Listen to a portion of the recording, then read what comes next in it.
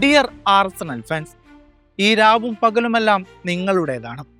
ആഘോഷിക്കുക, മതിമറന്ന് ആഘോഷിക്കുക.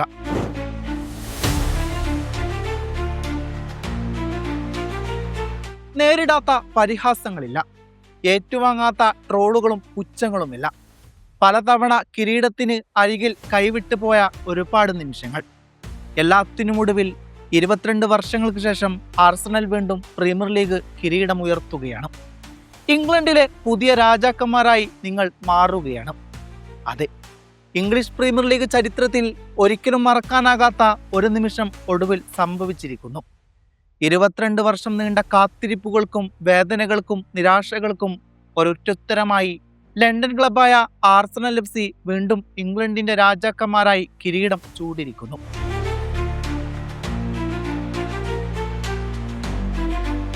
ഇത് വെറുമൊരു ട്രോഫി വിജയമല്ല, ഒരു തലമുറയുടെ സ്വപ്നം യാഥാർത്ഥ്യമാക്കിയ നിമിഷമാണ്.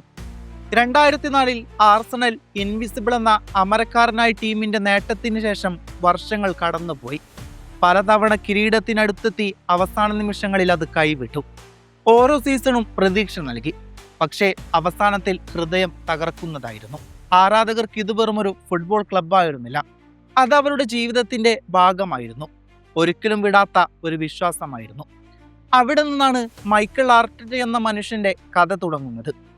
ഒരു മുൻ ഗണ്ണറായിരുന്ന അദ്ദേഹം ടീമിന്റെ ആത്മാവിനെ വീണ്ടും പുനർനിർമ്മിച്ചു.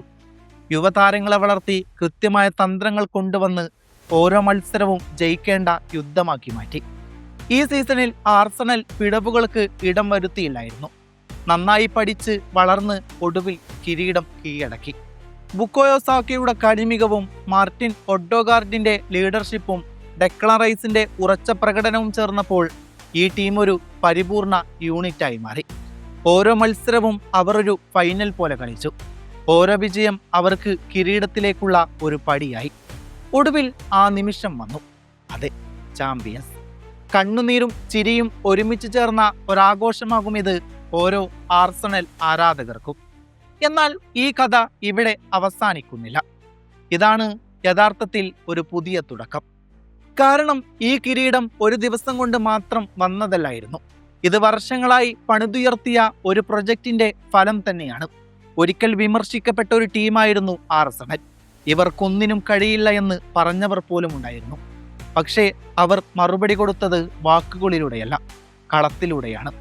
ഈ ടീമിന്റെ ഓരോ തോൽവിയിലും വിജയത്തിലും ആരാധകർ ടീമിനോടൊപ്പം നിന്ന ആ വിശ്വാസമാണ് ഇന്ന് ഒരു കിരീടമായി തിരികെ വന്നിരിക്കുന്നത്. 22 വർഷം കാത്തിരുന്ന ആരാധകർക്കിത് ഒരു സ്വപ്നം മാത്രമല്ല, ഒരു ജീവിതം മുഴുവൻ ഓർമ്മിപ്പിക്കാവുന്ന ഒരു നിമിഷം കൂടിയാണിത്.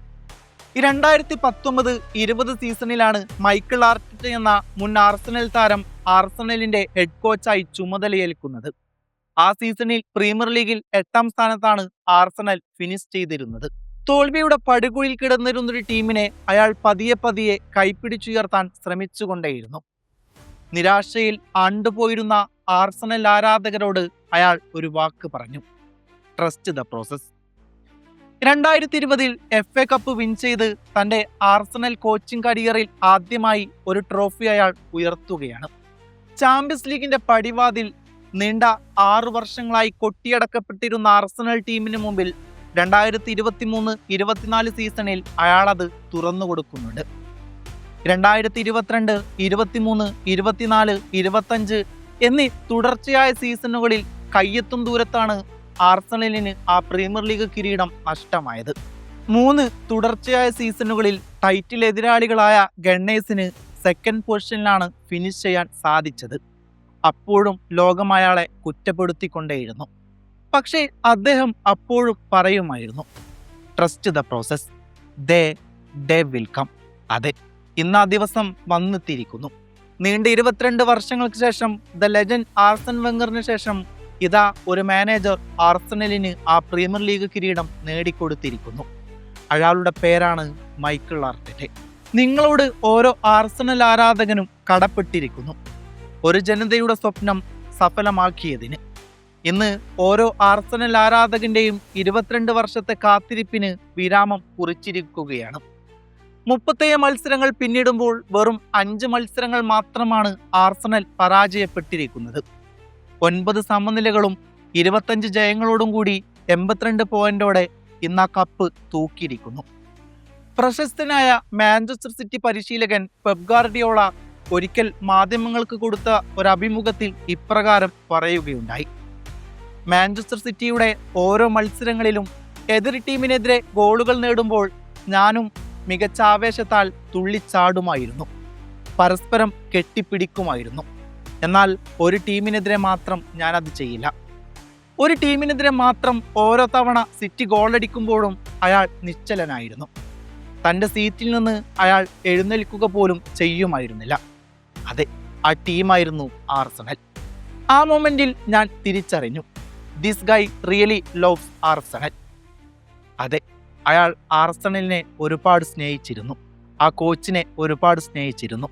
ഇതിൽ പരം ഒരു ഹെഡ് കോച്ചിന് ലഭിക്കാൻ പ്രശംസ മറ്റെന്തുണ്ട്?